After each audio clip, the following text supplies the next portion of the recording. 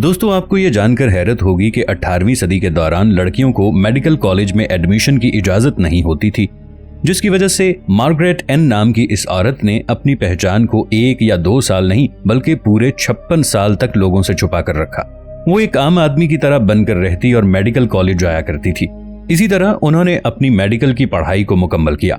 College में उन्होंने अपना नाम डॉक्टर जेम्स बेरी रखा हुआ था, जिसके बाद उन्हें आर्मी मेडिकल की ऑफिसर की नौकरी मिल गई और जब 1865 में उनकी मौत हुई तब जाकर लोगों को पता चला कि वो एक औरत थी।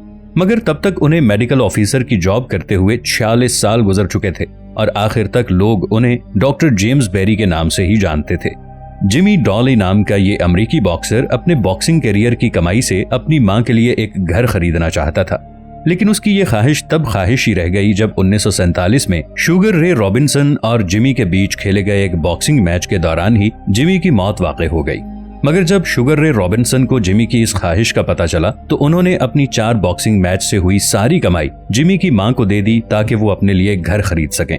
पॉल कैरन नाम के इस शख्स को वर्ल्ड वॉर के दौरान सीधे माथे पर गोली लगी, मगर बावजूद इसके वो जिंदा था, जिसके बाद उसे फौरन अस्पताल ले जाया गया, जहां डॉक्टरों ने बहुत मेहनत के बाद उसके माथे से गोली निकाल दी और आखिरकार पॉल की जान बच गई। लेकिन बात यहाँ पर खत्म नहीं होती, क्योंकि इसके बाद ये शख्स कभी भी सो नहीं पाया, क्योंकि उसे नींद का आना ही बंद हो गया था। इतना ही नहीं, इस वाकये के बाद ये शख्स 1 या 2 नहीं बल्कि पूरे 40 साल तक जिंदा रहा और इन 40 सालों के दौरान 1 सेकंड के लिए सोना तो दूर, उसने अपनी पूरी जिंदगी में कभी पलक भी नहीं झपकाई, जो अपने आप में ही एक हैरान कर देने वाली बात है। एशली रेवल नाम के इस शख्स ने 2004 के दौरान अपनी जिंदगी भर की कमाई, जो लगभग $1,35,000 थी, कैसीनो में एक बैटिंग के दौरान एक नंबर रेड 7 पर लगा दी, सिर्फ ये देखने के लिए कि उनकी किस्मत उनका साथ देती है कि नहीं। मगर इसके बाद जो हुआ उसे जानकर आप भी हैरान रह जाएंगे, क्योंकि बॉल उसी रेड 7 पर जाकर रुकी जहां एशली ने दाव लगाया था और एशली की जिंदगी भर की कमाई जो $1,35,300 थी, वो कुछ ही सेकंड्स में बढ़कर $2,70,600 हो गई। और इस तरह एशली ने जितना पैसा सालों मेहनत करके इकट्ठा किया था, उसे उन्होंने महज कुछ ही सेकंड्स में दुगना कर लिया। जॉन डलेंगर नाम के इस शख्स की कहानी किसी फिल्म के स्क्रिप्ट से कम नहीं थी। ये एक शातिर लुटेरा था। अपनी गैंग के साथ मिलकर इसने 1 या 2 नहीं बल्कि 24 बैंकों के साथ 4 पुलिस थानों में भी लूट मार की। FBI के रिकॉर्ड के मुताबिक लेक काउंटी जेल में सजा के दौरान जॉन ने अपने रेजर का इस्तेमाल करके लकड़ी की एक नकली पिस्तौल बनाई, जिसके जरिए वो जेल से फरार होने में कामयाब हो गया। इसके बाद उसने अपने चेहरे की प्लास्टिक सर्जरी करवाई और साथ ही अपने फिंगरप्रिंट्स तक को बदलवा दिया।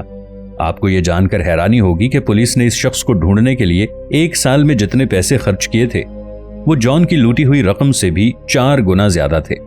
दोस्तों, एंशिएंट एथेंस के लोग एक रिवाज के तहत अलग अलग पत्थरों में उस शख्स का नाम लिखा करते थे जिसे वो सबसे ज्यादा नापसंद करते थे, और ज्यादातर लोग जिस भी इंसान का नाम लिख देते, उस शख्स को 10 साल के लिए एथेंस से बाहर निकाल दिया जाता था। उसे ऑस्ट्रेसाइज कहा जाता था। एंड्रेल चार्ल्स टेंडर, जो एक पुलिस वाला और एक चोर भी था, जो लंच ब्रेक के दौरान बैंक रॉबरी को अंजाम दिया करता था, इसके बाद उसी जगह पर इन्वेस्टिगेशन ऑफिसर बनकर पहुंच जाया करता था। जब तक पुलिस को ये बात पता चली तब तक ये 30 बैंकों को लूट चुका था। इसके बाद उसे अरेस्ट कर लिया गया और 75 साल की कैद सुनाई गई। फिर बाद में ये सजा कम करके 17 साल कर दी गई। इस शख्स पर 2003 में एक हॉलीवुड मूवी भी बन चुकी है जिसका नाम है स्टैंडर्ड। दोस्तों, मोनालिसा की ये तस्वीर दुनिया की खौफनाक तस्वीरों में से एक मानी जाती है और ऐसा दावा किया जाता रहा है कि मोनालिसा की इस तस्वीर में शैतान छुपा है। आप इस तस्वीर को गौर से देखें तो आपको भी शैतान कहीं नजर नहीं आएगा, लेकिन जब इस तस्वीर को जोड़कर देखा जाए तो जो तस्वीर आपके सामने आएगी वो ये है, और शायद आपको अब तक शैतान नजर आ चुका होगा। ये किरदार आपने हॉलीवुड मूवीज और कार्टून्स में देखा ही होगा, जिनमें बैटमैन को सुपर हीरो की तरह दिखाया जाता है। लेकिन आपको ये जानकर हैरानी होगी कि असल में बैटमैन कुछ इस तरह नजर आता था। डीजल इंजन को इजाद करने वाले साइंटिस्ट रोडोल्फ डीजल ने जब इस इंजन को बनाया तो उन्हें लगा कि उनकी ये खोज बेकार है और ये किसी के काम नहीं आएगी। इस बात से दुखी होकर डिप्रेशन में आकर उन्होंने सुसाइड कर लिया। उन्हें ये बात कभी पता नहीं चल सकी कि दुनिया में आज भी 60% बनाए गए व्हीकल्स उन्हीं के बनाए गए इंजन से चलते हैं।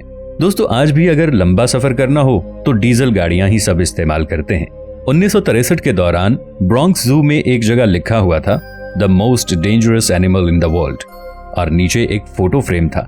क्या आप जानते हैं कि उसमें किसकी तस्वीर थी? आपको ये जानकर हैरानी होगी कि उस फ्रेम में किसी की भी तस्वीर नहीं थी, बल्कि एक आईना लगा हुआ था। दोस्तों 1991 के दौरान एक नाइजीरियन शख्स डैनियल एब्ड्रीन की जिंदगी बाइबल में मौजूद एक वाक़े से मिलती जुलती थी और उस कहानी को रिक्रिएट करने के लिए वो शख्स लोगों के मना करने के बावजूद एक जू में शेरों के पिंजरे के अंदर चला गया और उस पिंजरे को अंदर से बंद कर लिया। उसका ऐसा मानना था कि गॉड उसे बचा लेंगे और शेर उसका कुछ नहीं बिगाड़ सकेंगे, लेकिन ऐसा नहीं हुआ। शेरों ने कुछ ही देर में सभी लोगों के सामने उसे चीर फाड़ के रख दिया। दोस्तों ये वाकया 4 जून 1980 का है, जब एडविन रॉबिन्सन, जो कि एक एक्सीडेंट में अपनी देखने और सुनने की सलाहियत खो बैठा था, वो अपनी पालतू मुर्गियों को बारिश से बचाने के लिए बाहर गया। तभी उसके ऊपर एक जोरदार आसमानी बिजली गिरी, जिसके बाद एडविन 20 मिनट तक वहीं बेहोश पड़ा रहा। लेकिन जब उसे होश आया तो उसकी देखने और सुनने की ताकत वापस आ चुकी थी। दोस्तों ये बात 500 BC की है, यानी कब्ल मसीह की, जब सुजैन नाम के एक जज ने रिश्वत लेकर एक गलत फैसला सुनाया। जब राजा को इस बात का पता चला तो उसने जज को गिरफ्तार करने का हुक्म दे दिया। राजा ने सजा के तौर पर उस जज की खाल को जिंदा रहते हुए ब्लेड की मदद से उसके जिस्म से उतार देने का हुक्म दिया और उस जज से मरने से पहले यह पूछा गया कि तुम जिसे चाहो उसे अपनी जगह जज बना सकते हो। इस पर लालच में आकर उस शख्स ने अपने बेटे ओटेंस का नाम लिया। इसके फौरन बाद राजा ने हुक्म दिया कि जज की उतारी गई खाल से नए जज के लिए कुर्सी बनाई जाए, जिस पर उस जज के बेटे ने बैठना था। राजा के ऐसा करने के पीछे एक मकसद छुपा था। वो ये चाहता था कि जज का बेटा जब अपने बाप की खाल से बनी कुर्सी पर बैठेगा तो उसे हर वक्त ये एहसास होगा कि रिश्वतखोरी की सजा क्या होती है। दोस्तों 1924 में नेवाडा की एक गार से एक जिन जैसी मखलूक की बाकियात दरियाफ्त हुई थी। ये एक कदीम गार है जो इस बर्रे आज़म में इंसान से पहले का था।